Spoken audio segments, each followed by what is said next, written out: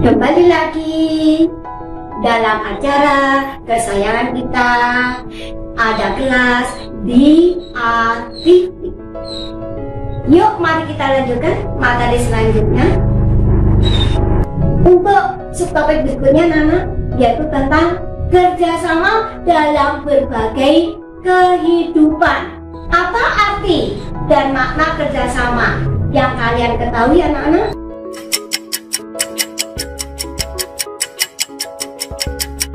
Arti dan makna kerjasama adalah kegiatan atau usaha yang dilakukan oleh beberapa orang atau lembaga pemerintah untuk mencapai tujuan yang sama.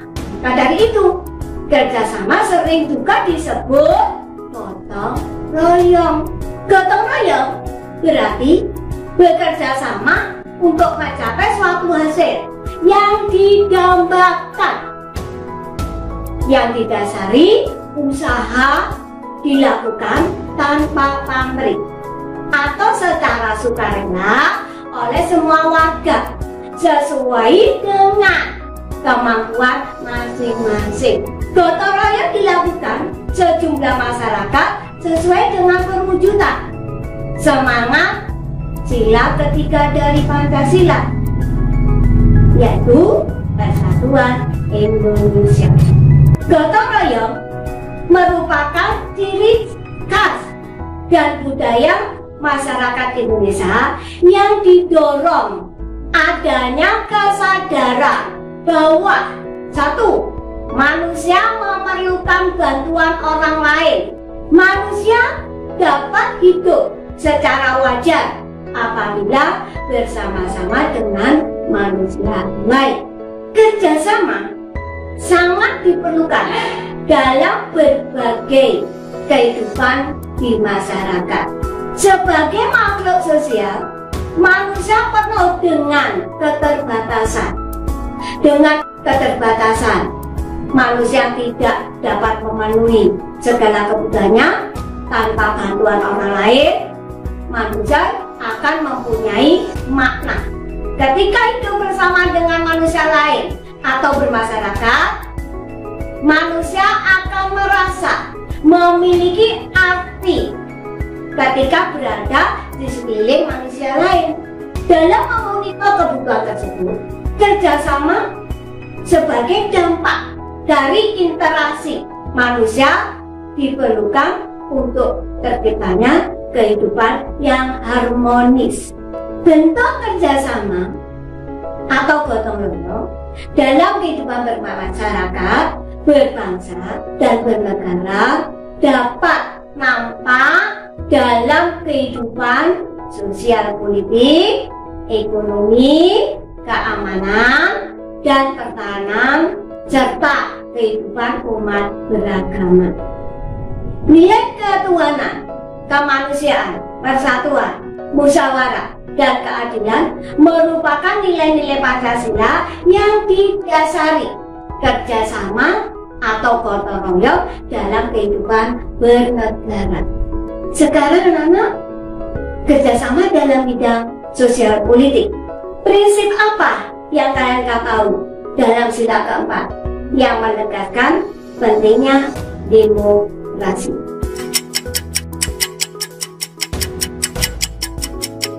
Kita ingat anak-anak, bidang politik tadi adalah merupakan penyerahan dari sila keempat.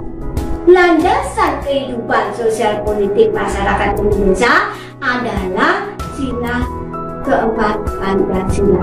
Sila keempat Pancasila pada prinsipnya menegaskan bahwa bangsa Indonesia akan terus memelihara dan mengembangkan semangat musyawarah dalam perwakilan. Bangsa Indonesia akan tetap memelihara dan mengembangkan kehidupan demokrasi.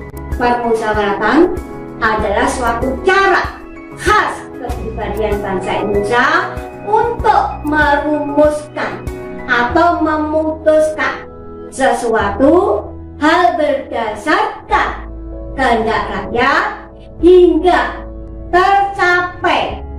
Keputusan yang berdasarkan kebulatan pendapat atau mufakat.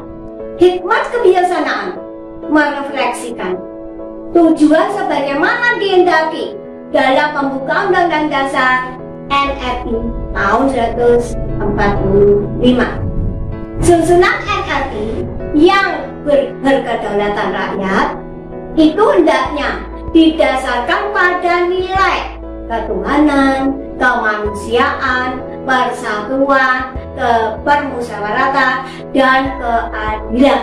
Mufakat sebagai hasil musyawarah akan berhasil apabila mengembangkan sikap saling menghormati dan tidak memaksakan kehendak kepada siapapun.